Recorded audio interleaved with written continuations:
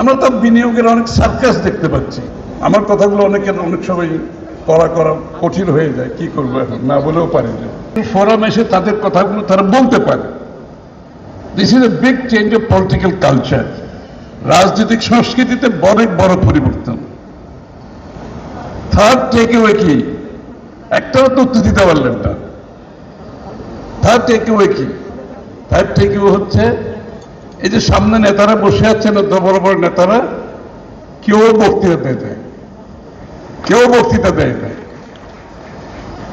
এটা বিএনপির রাজনীতিতে, সংস্কৃতিতে, রাজনৈতিক সংস্কৃতিতে যে বড় পরিবর্তন এসেছে, এটা আজকের এই অনুষ্ঠান থেকে আমরা প্রমাণ করেছি। কারণ হচ্ছে শেখ হাসিনা পালিয়ে যাওয়ার পরে, এই কথাটা আমি রিপিট করতেই থাকি খালি, শেখ হাসিনা পালিয়ে যাওয়ার পরে বাংলাদেশের জনগণের মনোজগতে বিশাল পরিবর্তন যেটা এসেছে, সেটা যারা অনুধাবন করতে পারবে না, যারা ধারণ করতে পারবে না, তাদের কোনো রাজনৈতিক ফিউচার নাই। সে দলেরও নাই, সে রাজনীতিবিদেরও নাই। আমি মনে করি সেটা আমরা ধারণ করতে পেরেছি। তারেক রহমান সাহেব তার বিভিন্ন সময় দলকে সেই দিকে আমাদেরকে নিয়ে গেছে। এখন আজকের বিষয়ে আমি দুটা কথা বলবো। প্রথমে এই যে বক্তারা বলেছেন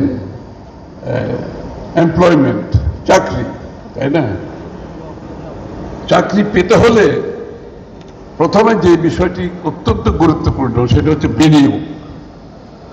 আমাকে যদি কেউ বলে এই মুহূর্তে বাংলাদেশের এই প্রেক্ষাপটে বাংলাদেশের ভবিষ্যতের জন্য অর্থনীতি, রাজনীতি সবকিছু মিলে এক নম্বর কি, আমি বলবো বিনিয়োগ। দুই নম্বর কি, আমি বলবো বিনিয়োগ। তিন নম্বর কি, আমি বলবো বিনিয়োগ।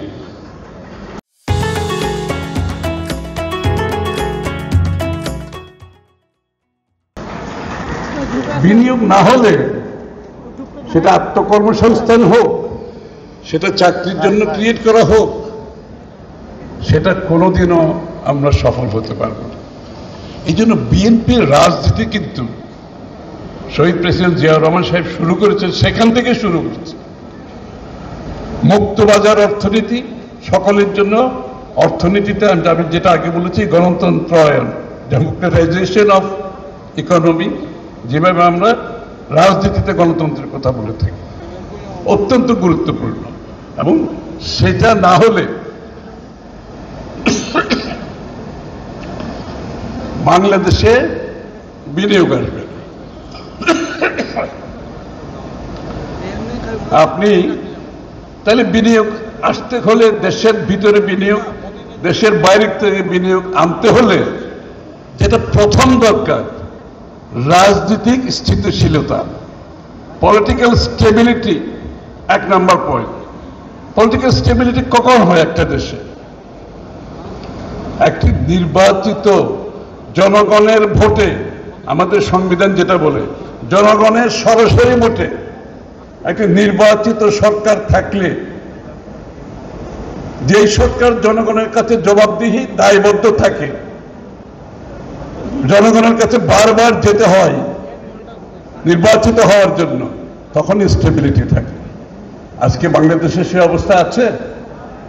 আমরা স্বৈরাচারকে বিতাড়িত করেছি, আমরা কিন্তু এখনো বাংলাদেশের নির্বাচিত সরকার হয়নি। বাংলাদেশের জনগণের কাছে জবাবদিহি কোনো সরকার হয়নি। যতক্ষণ সেটা না হবে, ততক্ষণ পলিটিক্যাল স্টেবিলিটি, রাজনৈতিক স্থিতিশীলতা আসবে না, ততক্ষণ বিনিয়োগ হবে না।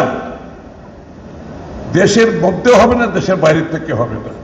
আমরা তো বিনিয়োগের অনেক সার্কাস দেখতে পাচ্ছি, দুঃখের সাথে বলছি আমি।